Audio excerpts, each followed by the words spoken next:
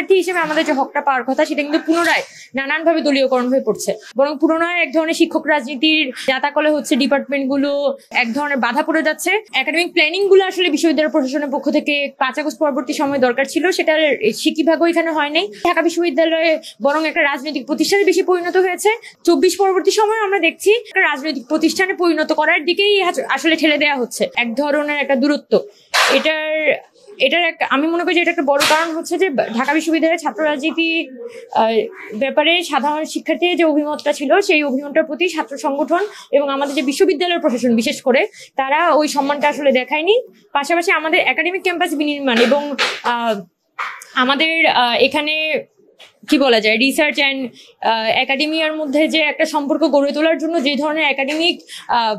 কি বলা যায় একাডেমিক প্ল্যানিং গুলো আসলে বিশ্ববিদ্যালয় প্রশাসনের পক্ষ থেকে 5 আগস্ট পরবর্তী সময় দরকার ছিল, সেটার সিকিভাগও এখানে হয় নাই, বরং পুনরায় এক ধরনের শিক্ষক রাজনীতির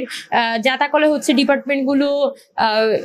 মানে এক ধরনের বাধা পড়ে যাচ্ছে এবং আমাদের শিক্ষার্থীদের যে হকটা পাওয়ার কথা, শিক্ষার্থী হিসেবে আমাদের যে হকটা পাওয়ার কথা সেটা কিন্তু পুনরায় নানানভাবে দলীয়করণ হয়ে পড়ছে। তো এই সবকিছু বিবেচনায় আমরা যে প্যানেলটি করব সে প্যানেলে অবশ্যই আমরা শিক্ষার্থীদের যে স্বার্থ, এই বিশ্ববিদ্যালয়টা ঠিক আছে এটার একটা রাজনৈতিক ইতিহাস আছে এবং দীর্ঘদিন 47 পরবর্তী সময়ে এই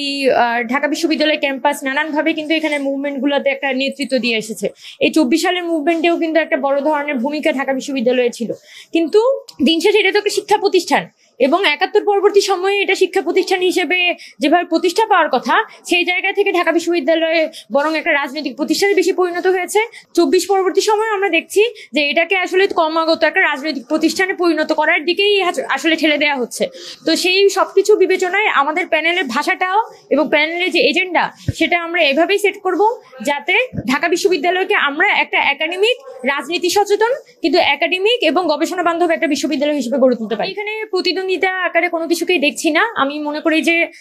সাধারণ শিক্ষার্থীদের যে ভয়েসটা সেটা আমার পক্ষ থেকে আসা উচিত, যেহেতু আমি হয়তো আরো জোরে সোরে একটা কথা বললে সেটা সেই কথাটা যতটুক পর্যন্ত সেটা ইকোড হবে, একজন সাধারণ ছাত্রের কথাটা কিন্তু সেই ততদূর পর্যন্ত আসলে পৌঁছাচ্ছে না। তো এই সাধারণ ছাত্রদের ভয়েস হয়ে ওঠার আমার একটা প্রয়োজনীয়তা আছে। সেই জায়গা থেকে হচ্ছে আমি মানে অনেক জায়গাতে হয়তো একটু আনকনভেনশনাল ওয়েতে আমি কথাগুলো বলছি, তবে টেকনিক্যালি কোনো ছাত্র সংগঠন বলি কোনো সাধারণ ছাত্র বলি সে যদি মনে করে যে সে নির্বাচন করতে চায়, অন্যান্য প্যানেল করতে চায় বা আমার প্রতিদ্বন্দ্বী হিসেবে দাঁড়াতে চায়, তো এইটা হচ্ছে তাদের ব্যাপার এবং আমি এটাকে কোনোভাবেই হচ্ছে কোনো ইয়ের জায়গা থেকে দেখছি না, প্রতিদ্বন্দ্বীর জায়গা থেকে দেখছি না। তো বলছি প্যানেল এখন ডিসাইডেড হয় নাই, তবে আমাদের প্যানেল যে বেসিক আইডিয়াটা সেটা হচ্ছে 5 আগস্টের পরে আমরা যে এক ধরনের ক্যাম্পাস নির্মাণের স্বপ্ন দেখেছিলাম যেখানে একটা